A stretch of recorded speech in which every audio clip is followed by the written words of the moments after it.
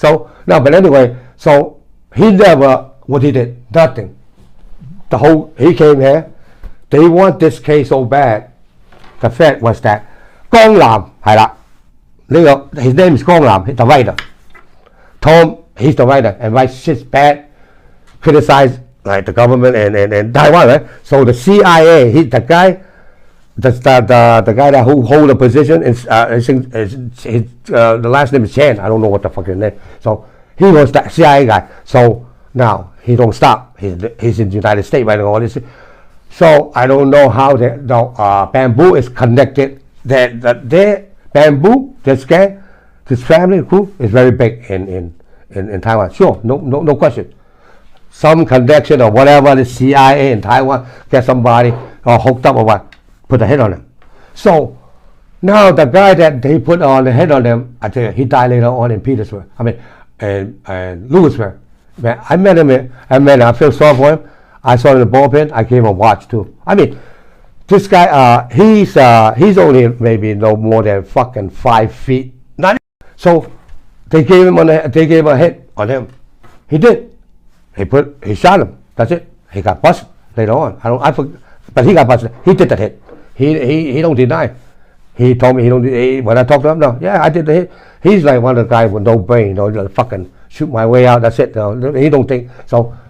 They gave him the order, did the hit. Now, the United States government, this case blew up. Fucking United Bamboo, huh? You guys, huh? So they start to fucking pinch this guy. They pinch him. And they expedite it from, I don't know where they got White Wolf. He was the boss in Taiwan, the Bamboo. But he's not the boss here. So now, after like 6 months, when they indicted them. So the government, look, but you guys will come here and knock this, it's a political thing. So they made a case. They gave them a Rico case, United Bamboo. But that's the truth. I mean, they wasn't doing things like that, what they say it was.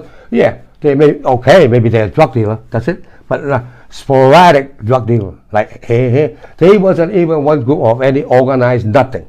So being that this thing blew up from the CIA over there, this guy writer was writing shit bad about criticized the government of Taiwan, and the CIA Taiwan told him to stop. Okay, make this long story, a big thing. So they did the hit, talking about. So the federal government over there, well, okay. So now they was looking for this shit that it became a political. They indicted guys that I know on this case besides Meng. So now that in the same case, he says, I don't know is it true or not, but this is what he told me from his mouth. So he told me that on the Bamboo, I'm not even United Bamboo shit, nothing. They indicted him, they pulled him on this case. I'm actually the delivery guy, the truck delivery guy. I know them, but that's it. But they actually create this, so they gave them a Rico cases, right? They charged with a Rico. So while he was in the bullpen, now 6 months after we got indicted, they was in the same tier. We see them every day. So we eat lunch at the same time, we go sleep same time. The Bamboo and us was on it, but we got 25 guys. We can't stay all in one floor. So they separate us out, like on the 7th South, 9th South, or whatever. They spread us all around in MCC, Park Road. 25 Ghost Shadows. Yeah, that's right. When they busted all of us, they want to spread us out. That's the strategy. I know what it is. They don't want us. Of course, they don't want the prosecutor. While you was like still fighting, okay, they don't want you to, being together, come up with a better strategy. Or the best thing is to separate you guys first, right? Or as long as they can. But there's one thing they can separate is the conference room. And we have the right that a right to attorney. We have a right to. Before we got to trial, we have to sit down with everybody, anybody that related to this case, got the right to sit down together. Either you like it or not, to plan a strategy on this case. At that time, you were young. You really didn't speak 26. that much English, right? 26, not much. But this time I got a little older, a little bit more, but not. I couldn't. Still, I would say. So, let's put it this way: There's 2 guys on my indictment, 25. One, Danny, he did an interview with somebody, I think, and some writer too, and he says, they asked him, did you regret it? Actually, he's educated. He go to college. He's the only guy in our crew who went to college. He stopped going to college, right? And I brought him in. He's a much older guy, but he actually knew all the guys before me, the older guy, because he's of older age. But none of them actually liked him because of his attitude, the way he talks, right? So, education-wise in English, he knows. He's the best that I could find, which is he went to college and he raised up here when he was real young. So he went to college. He speak when he speak, you don't hear accents like Chinese accent. So, but anyway, he's the interpreter for me in English. When I need him to go to see a lawyer and I need things to be done, he will tell me what the lawyer say. Because I don't want to say. Now, the other one called Paul Wong. His name, we got 3 Paul Wong as a co-defendant, and 3 Paul Wong in our organization. 3. But 3 of this Paul Wong, aka, is Fu Man. F-U-M-A-N. I call him Fu Man.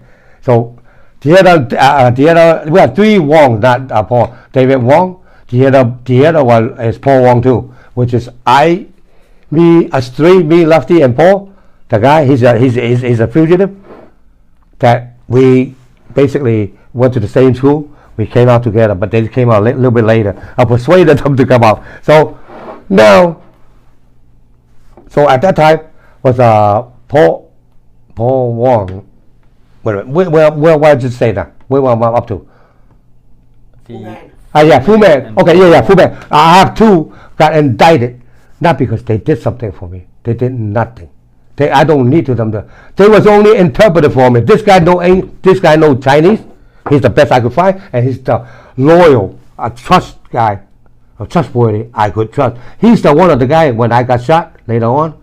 Ahmad, he stood my side when I opened my eye. He was on the chair next to me. Then I asked him, how long I've been, how long it's been. He says, 4 or 5 days already. I haven't woke up. I was in intensive care. When I first opened my eye, I was in intensive care.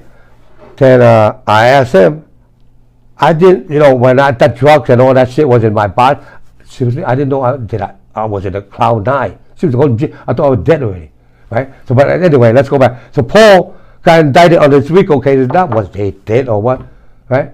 Because they was with me, and the job would only one thing, to interpret for me. I don't want them. There's nothing violent they did, right? So they put them in. They did some cases. They went to prison, what, a year or 2 for robbery or something like that in the state, or something like that, right? So now Rico, that's what is so powerful. Rico is, okay. You got convicted in the state, fine. They will bring all those charges back in the Fed, in the Rico. Now, this is what they say. We are not charging. Whoa, a lot of people challenge this issue. I got charged before. I did my time, double jeopardy, all that bullshit, right? Now, Rico says, no. Federal government has state charged you with murder. We're not charging you with murder. We charge you murder as an act. An act means to prove you did this, that's it. Inside of Rico, it's 20 years, right? So, once they put that act on a Rico, you will see automatically it's going to be on the conspiracy Rico. Identical. There's only one element that's different in conspiracy. See? Conspiracy requires one thing too. One crucial element. Later on I find out that. So, automatically you're facing 40 years. So they bring all those acts that they did in state. But the thing with me is that I brought them in, not a strong arm guy, because I don't need those guys. I have too many, I want to put a head, it's gone, it's done. If I want to do, I do myself. I don't care. So what it is, I need people that could hold a pen. That's what I need. Right? So I need people that reliable, could do things for me instead of, like, hey, pop that guy, fucking who don't know how to pull fucking 2 bullets. It's just, do you have more or not, right? I got too many of those guys. I don't want those guys. So I was thinking I was trying to think another direction of, moving the gang in yeah, exactly, right. So they were, seriously, they're on my indictment. Look it up. They got 7 years. They got they not got the least. This other guy got less than dumb. And those guys, I tell you, they not. You couldn't say they even associate with us or anything. But Paul and Danny Tom and Paul, that's what they got 7 years both. How they get 7 years if they did something really, those cases so the judge, when they sentenced him, they looked at it, he only did this time.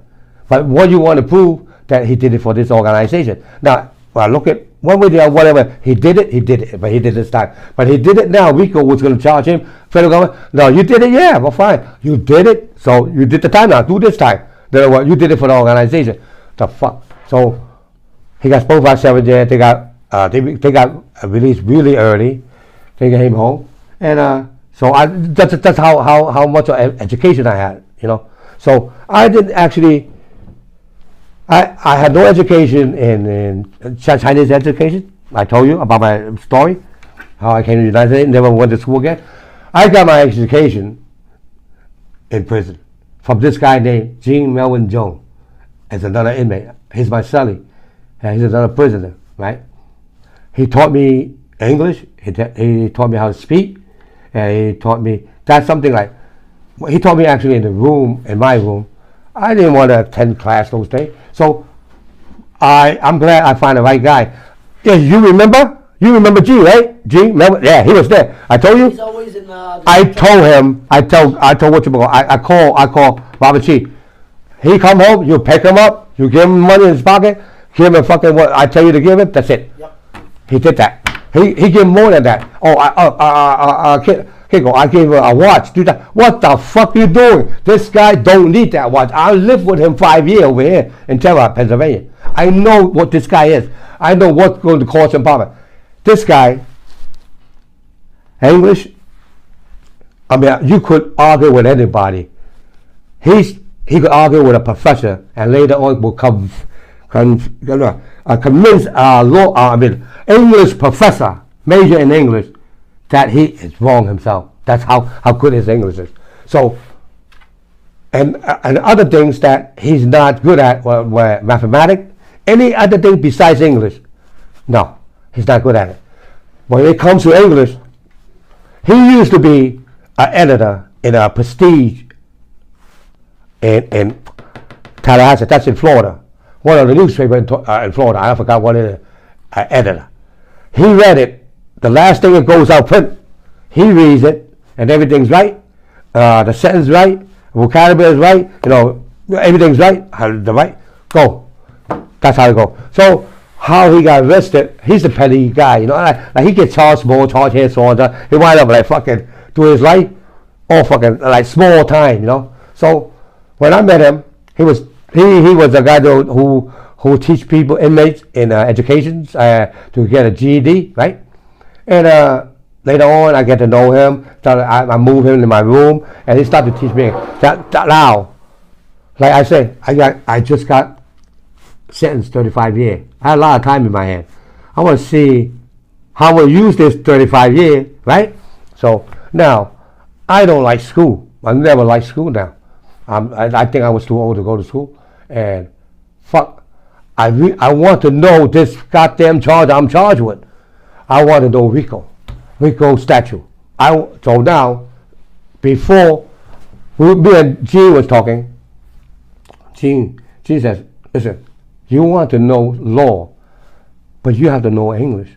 If you don't know how to read English, how are you going to know law? Now, common sense will tell you he's right? Not because the law is not written in Chinese. The fuck is written in English. You got to know English to know the law of the United States. So as time went by, there's a lot of jailhouse lawyer doing appeals, doing this, a hustler. There's a lot. So some of them knows little, but some of them, really totally, completely fuck up other people's issue that had no chances to appeal again. Okay. Through my time, I seen a lot of this happen. Okay.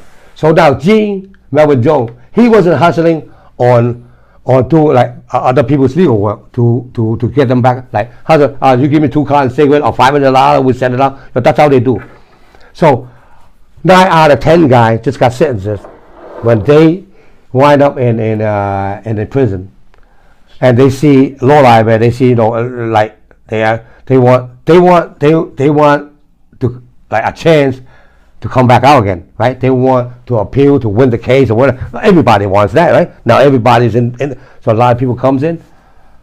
The people that hustle in law library, or some of them really know a little bit, or no, a lot of them I came across through my time. I would not say it. I still say Gene is the one that really, really knows about law. Okay, so now he taught me, and so he explained it to me as time went by, and in little detail that. So he started to teach me English. He made me read my fucking indictment, at least 300 times. I swear to God, man. Make me every night after he teaches in school. Now he don't go nowhere. He don't go recreation. He lock himself in the room. He drink 27 cups of coffee a day, black coffee. I watch him.